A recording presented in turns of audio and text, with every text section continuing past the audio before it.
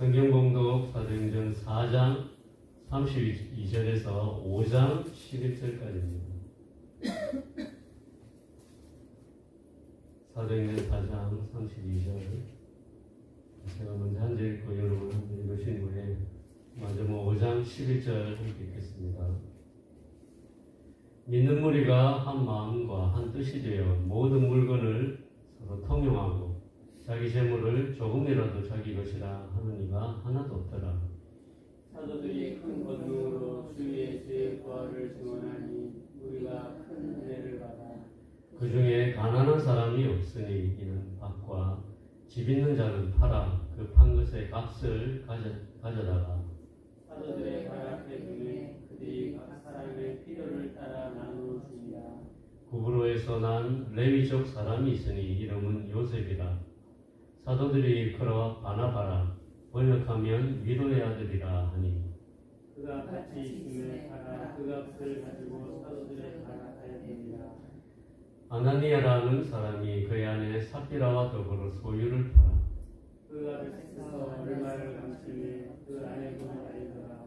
얼마나 가져다가 사도들의 발 앞에 두니 베드로가 이르되 아나니아야 어찌하여 사탄이 내 마음에 가득하여 내가 성령을 속이고 땅값 얼마를 감추었느냐. 땅이 그대로 있을 때에는 내 땅이 아니며 아무래도 내 마음대로 할 수 없거냐. 어찌하여 이 일을 내 마음에 두었느냐. 사람에게 거짓말한 것이 아니요 하나님께로다.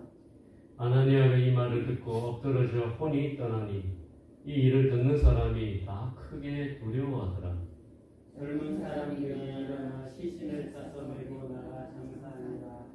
3시간쯤 지나 그의 아내가 그 일어난 일을 알지 못하고 들어오니 베드로가 이르되 그 땅 한 값이 이것뿐이냐 내게 말하라니 이르되 예 이것뿐이라 하더라. 베드로가 이르되 너희가 어찌 함께 꾀하여 주의 영을 시험하려 하느냐. 보라 내 남편을 장사하고 오는 사람들의 발이 문 앞에 이르렀으니 또 너를 메어 내가리라 하니 곧 그가 베드로의 발 앞에 엎드려져 혼이 떠나는지라. 젊은 사람들이 그와 죽은 것을 보고 내어다가 그의 남편 옆에 장사하니. 함께 읽겠습니다. 온 교회와 이 일을 듣는 사람들이 다 크게 두려워하니라. 가을이 온 것 같습니다. 그래서 생명의 이 희로애락을 가르쳐 주신 하나님께 감사드립니다. 그렇게 싱싱했던 잎들이 어제 보니까 이제 시들시들해가는 모습을 보면서 인생을 다시 돌아보는 시간입니다. 한절기에도 늘 건강하시길 바랍니다. 오늘 본 말씀에는 두 사람이 나옵니다. 바나바라는 사람과 아나니아 부부입니다. 이 부부가 한 몸이라고 해서 제가 한 사람이라고 이렇게 했습니다. 이 두 사람 이야기의 배경을 보면 초대교회였던 예루살렘 교회였습니다. 그 당시 초대교회였던 예루살렘 교회는 폭발적인 교회 성장을 경험하였습니다. 예루살렘 교회 시대는 초대교회가 성령 충만한 교회였고 또 새롭게 그리스도인이 된 성도들은 한 마음과 한 뜻으로 날마다 성전에 모여 기도하고 말씀을 듣던 그런 때였습니다. 그러다 보니 하루에 3,000명이 교인이 되는 때였습니다. 그래서 예루살렘 교회는 수많은 새신자를 돕기 위한 엄청난 도전 앞에 놓이게 되었습니다. 그들 중에 많은 사람들이 세계 각지에 흩어져 살아가던 디아스포라들이었고 또 그들이 예루살렘 성전을 방문하면서 베드로의 설교를 듣고 예수님을 믿은 신자들이었습니다. 그들은 고향을 떠나온 사람들이었습니다. 그래서 물질적인 필요가 있었습니다. 그뿐만 아니라 유대인 새 신자들도 많았기 때문에 교회에 모인 수천 명의 성도들을 섬기기 위해서 많은 물질이 필요한 특별한 상황이었습니다. 오늘 본문은 그러한 때에 일어난 두 사건이었고 두 사람의 이야기였습니다. 그 한 사람은 바나바였습니다. 그는 예루살렘에서 370km 정도 떨어진 구브로 섬에서 태어났습니다. 또한 그는 이스라엘 지파 중에서 레위 지파에 속한 사람이었습니다. 그의 본명은 요셉이었습니다. 그런데 사도들이 그의 별명을 바나바라고 지어주어서 바나바로 널리 알려진 사람이었습니다.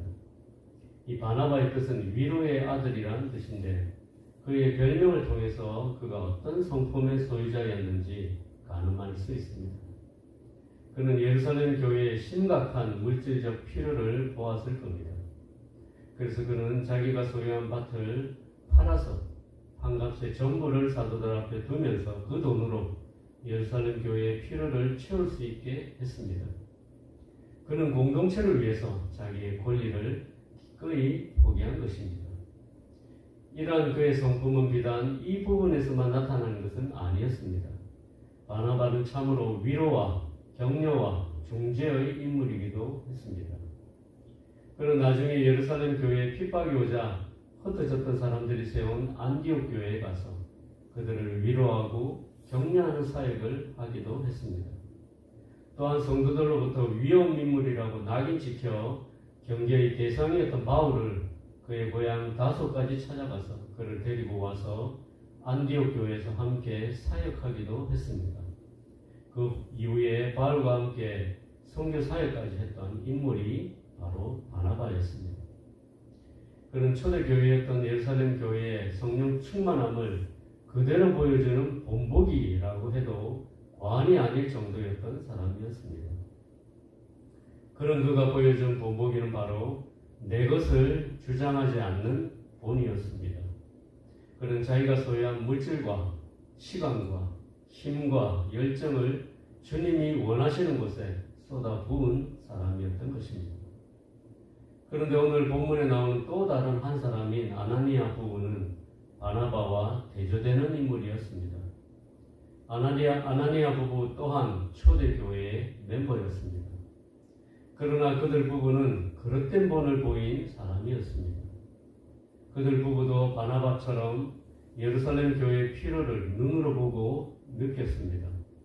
그래서 그들도 자기의 소유인 땅을 팔아 그 돈을 사도들 앞에 내어놓았습니다. 그런데 문제가 있었습니다. 아나니아 부부는 그들이 스스로 판 땅값의 전부가 아니라 일부를 드렸습니다. 성경에는 땅을 팔고 일부를 감췄다고 기록하고 있습니다. 이상하지 않습니까? 누가 팔라고 한 것도 아니고 자기가 스스로 판 땅의 값을 스스로 숨겼다고 하니 말입니다.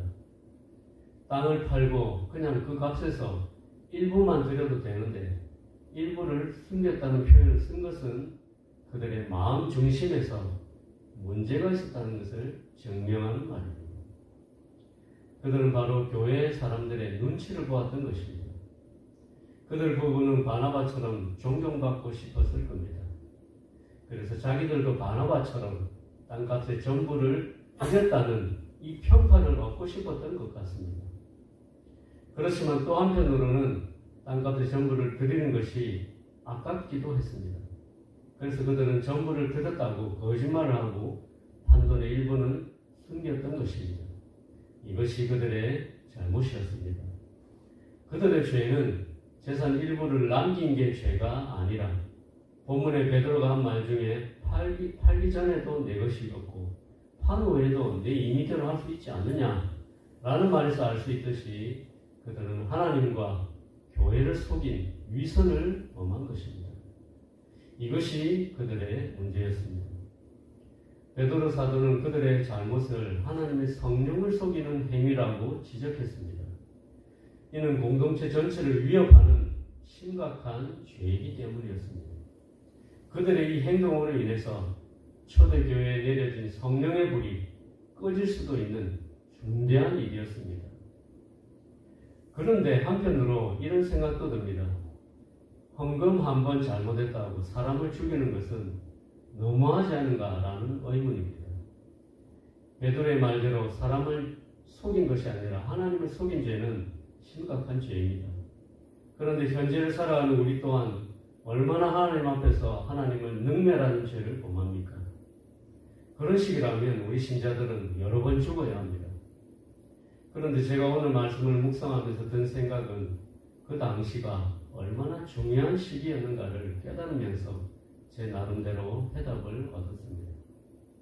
여러분도 알다시피 시작이 잘못되면 그 끝은 참으로 참담하다는 것을 잘 알고 계실 것입니다.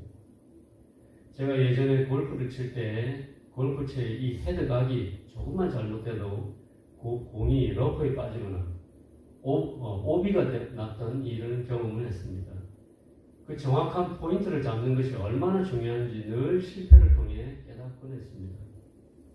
관형을 향해 정확하게 날아가야 할 화살이 조금만 틀어져도 절대로 정중앙에 들어갈 수 없는 것처럼 오순절에 성령 세례를 받은 초대교회는 이제 바야흐로 수천 년 동안 교회 시대요 성령 시대를 열어가야 할 중차대한 임무를 부여받고 있었습니다.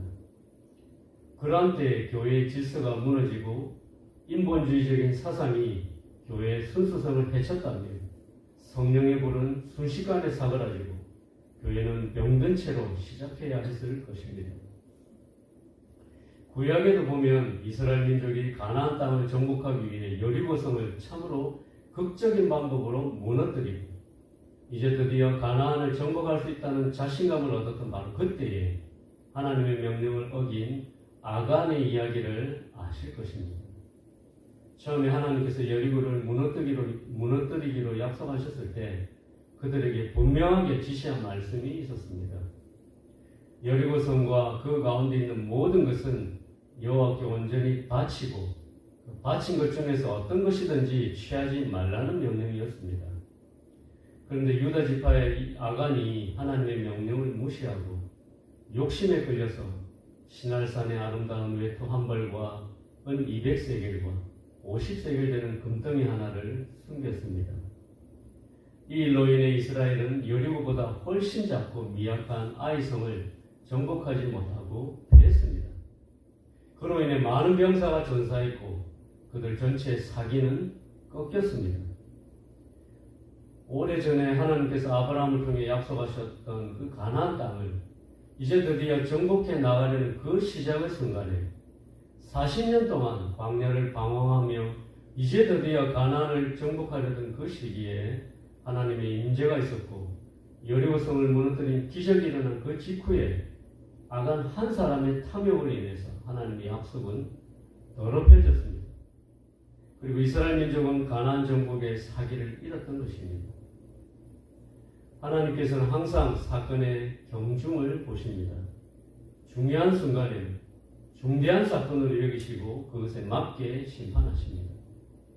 모든 것의 처음은 누구든지 중요한 순간이라는 것을 모두 인식하고 있을 겁니다. 그 처음이 잘못되면 갈수록 잘못된 길로 가게 되는 것은 불을 보듯 뻔합니다. 그리고 시간이 갈수록 잘못된 것을 바로잡는 것은 정말 쉽지 않습니다. 초대교회는 성령 충만함으로 한 마음과 한 뜻이 되어 교회를 세웠습니다. 그들은 자기 소유를 나누며 공동체적 사랑을 실천하였습니다. 그러나 아나니아와 삽비라 부부의 거짓된 위선은 공동체의 두려움과 상처를 남겼습니다. 하나님은 우리가 드린 양이 아니라 마음의 진실성을 더 원하시는데 그들은 하나님께 자신의 것을 드리면서 사람의 눈치를 보았습니다. 그러한 행위는 하나님의 영광을 구한 것이 아니라 사람의 영광을 구한 것이었습니다. 사도 바울도 사역을 할 때 갈라디아서에서 이런 말을 남긴 적이 있습니다. 이제 내가 사람들에게 좋게 하랴, 하나님께 좋게 하랴, 사람들에게 기쁨을 구하랴. 내가 지금까지 사람들의 기쁨을 구하였다면 그리스도의 종이 아니니라. 사람에게 영광을 구하는 것은 하나님을 섬기는 사람의 마음 자세가 아님을 알았던 바울 사도는 항상 마음의 중심을 보시는 하나님 앞에서 진실하게 섬기려고 노력했던 것입니다. 바나바는 하나님 앞에서 자발적이고 진실한 헌신의 본을 보였습니다. 그러나 아나니아 부부는 사람의 눈만 의식하며 가식적인 본을 보였습니다. 교회는 재산이나 형식으로 유지되는 것이 아니라 성령 안에서 한 마음과 한 뜻이 되어 세워집니다. 그래서 하나님은 사람의 중심을 보시며 얼마를 드렸느냐보다는 어떠한 마음으로 드렸느냐를 보십니다. 그래서 신앙은 계산이 아니라 전심이며 위선이 아니라 진실입니다. 오늘 말씀을 통해서 하나님 앞에서 진실한 마음으로 또한 성령의 충만함으로 겉과 속이 같은 믿음 생활을 하는 저와 성도님들이 되시길 주님의 이름으로 축원드립니다. 함께 기도하시겠습니다. 아버지 하나님, 주님의 은혜를 입었지만 항상 사람의 눈을 의식하며 살아가는 연약한 저희를 용서하여 주시옵소서. 하나님의 영광보다 사람의 영광을 더 얻으려는 어리석음을 용서하여 주시옵소서. 마음의 중심을 보시는 하나님 앞에서 진실하고 정직한 양심을 소유하게 도와주시옵소서. 성령께서 지적하신 음성에 민감하게 반응하여 변화하는 삶을 살아갈 수 있도록 도와주시옵소서. 예수님의 귀하신 이름으로 기도드렸습니다. 아멘.